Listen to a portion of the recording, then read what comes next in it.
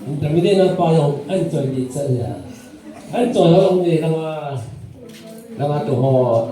Lo ho na mo ni sa yun kin lo kan sa nan lo. Tua te sa ya su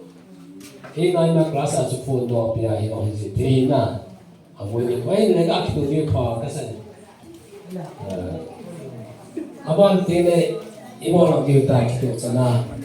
Next nga mungkin te mo na ho te. Abang te mo ni ta ki tu sa na. No la.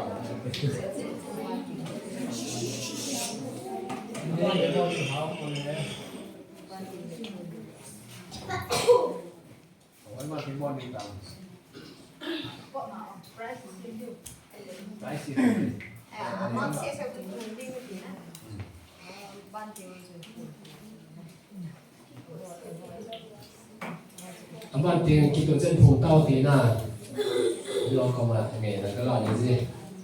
Thì bao bên tu ni Sunday school họ cải thiện đình hóa và thì nằm là phát hết tại bây giờ bên, nó sẽ bên tin bao và thiện thằng quan để bên là bốn sao bên xuân phà, giờ sẽ bên cái bên chế về, họ nhau chỉnh sửa để student họ dùng gì, và thiện phát thì là bốn chế hơn năng,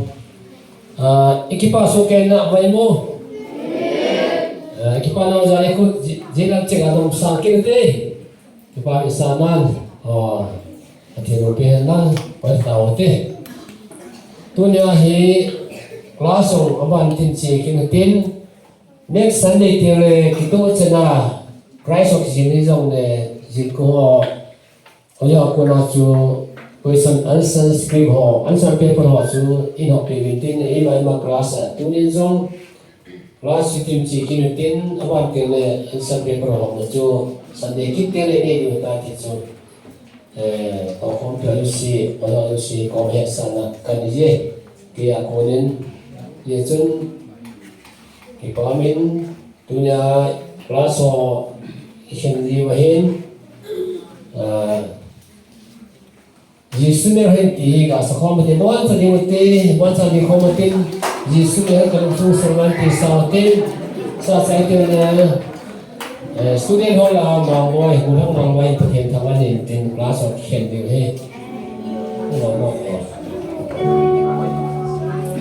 Yesus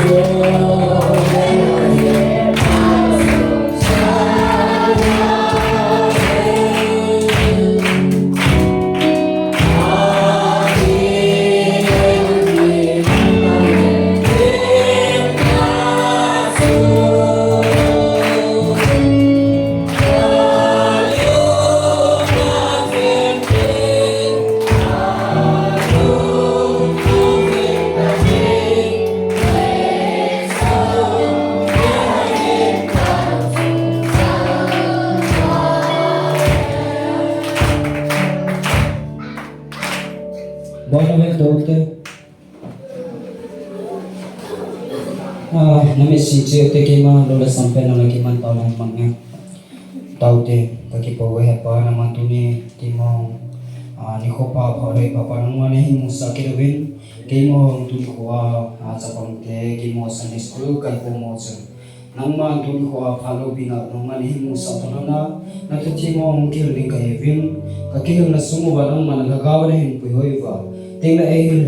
hindi teo nang man ozati ho nang man hin mansa tamle ki palat thanu malai mana kong lu ki ba nang ma thi ngo ka sing khom ki ka se nang mai lagaw ni chang chen hin pi kya tu ching za na zo si khel si ba nang man ngai de nang ka si ka chang ka chang ni ma le nang ma za ni ne ma chong bi da chong se thi na kong la ta sa man ta na na je su ki sa na ki ma de la ba nang ma tu tu sa ne nga ko ki la bu ta ya me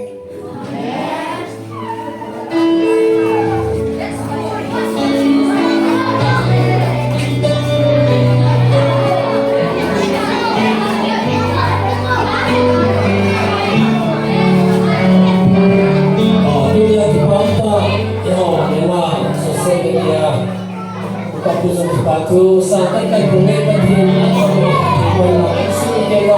dan tidak mahu Tuhan tu di dalam membantu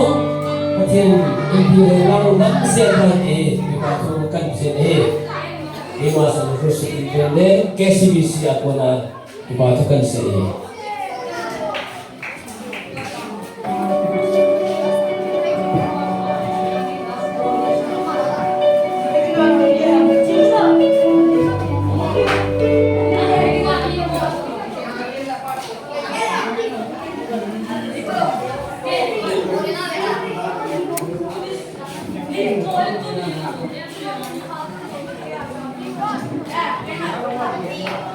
Hãy subscribe cho kênh Ghiền Mì Gõ để không bỏ lỡ